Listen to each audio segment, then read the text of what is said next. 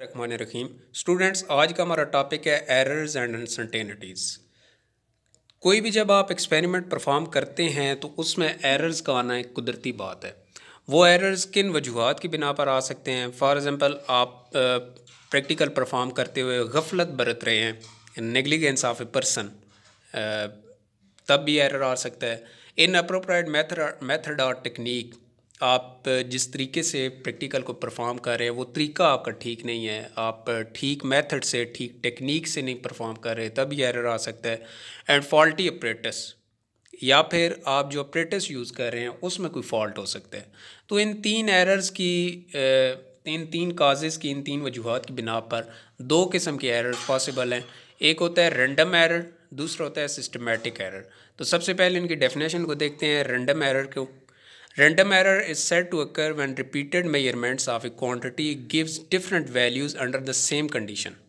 For example, आपने practical perform किया है तो आपको मुकम्मल तौर पे हर चीज़ बिल्कुल परफेक्ट नज़र आ रही है, लेकिन जब आप उसकी फ़ाइनल रिज़ल्ट्स को कैलकुलेट करते हैं तो there is some randomness in the results.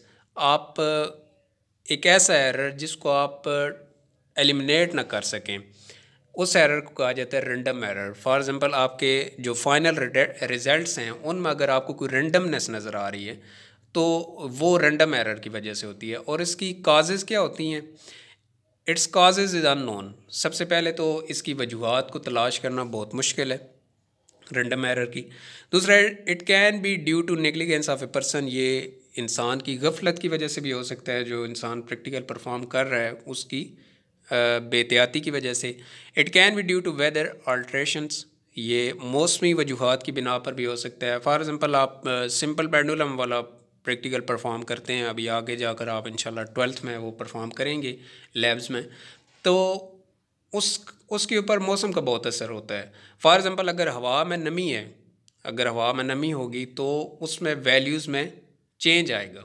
और अगर हवा में नमी नहीं है, हवा जो है वो मुकम्मल ड्राई है, तो फिर वैल्यूज़ में थोड़ा और फ़र्क आएगा। तो मौसम का भी असर होता है इसके ऊपर।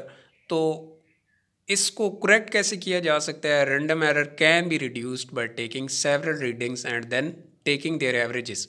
एक बात आपने जहन में रखनी है कि रैंडम एरर को एलिमिनेट नहीं किया जा सकता, इसको रिड्यूस्ड किया जा सकता है, मतलब इसको कम किया जा सकता है। वो कैसे कम किया जा सकता है कि आप सेवरल रीडिंग्स लें, बेशुमार रीडिंग्स लें, और फिर उनकी एवरेज ले लें, तो इस तरह इसको रिड्यूस किया जा सकता है।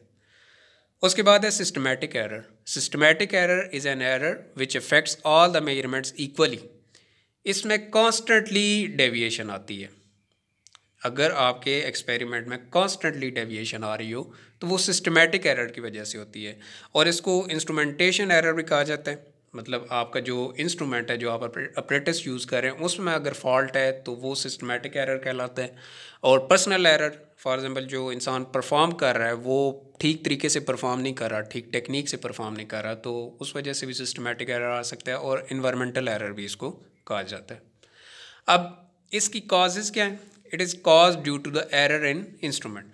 ये सिंपली इंस्ट्रूमेंट के अंदर फॉल्ट होने की वजह से ये एरर आ सकता है, और इसकी कोई वजह नहीं हो सकती। ये जो आप अपरेटिस यूज़ कर रहे हैं, अगर उसमें कोई फॉल्ट है तो उस वजह से ये एरर आ सकता है।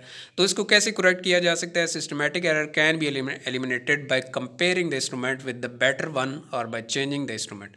इसको एलिमिनेट किया जा सकता है। रैंडम एरर को एलिमिनेट नहीं किया जा सकता, लेकिन सिस्टमेटिक एरर को एलिमिनेट किया जा सकता है। और कैसे एलिमिनेट किया जा सकता है? उसको किसी और परफेक्ट इंस्ट्रूमेंट के साथ कंपेयर करके, या फिर आप अपरेटिस ही जो इंस्ट्रूमेंट यूज़ कर रहे हैं उसको आप चेंज कर दें और उसकी जगह एक परफेक्ट वन को यूज़ कर लें।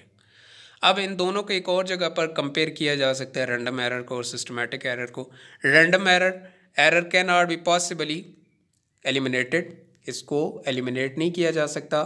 Systematic error can possibly be eliminated, इसको एलिमिनेट किया जा सकता है। रैंडम एरर का सेकंड पॉइंट है error of varying sign and magnitude. इसमें वैल्यूज़ डिफरेंट तरह की हो सकती हैं, जबकि एरर्स सिस्टमेटिक एरर में क्या होता है? Errors of constant sign and magnitude. इसमें वैल्यूज़ जो होती हैं वो कॉन्स्टेंटली होती हैं, कॉन्स्टेंटली डेविएट होती हैं।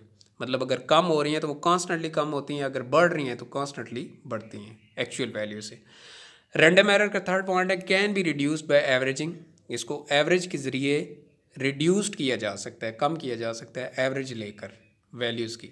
और systematic error can not B reduced bye averaging, इसमें एवरेज लेकर आप इसको रिड्यूस नहीं कर सकते सिस्टमेटिक एरर को, बल्कि इसको आप अप्रेटिस को चेंज करके एलिमिनेट करते हैं डायरेक्ट। तो ये थे आपके दो एरर्स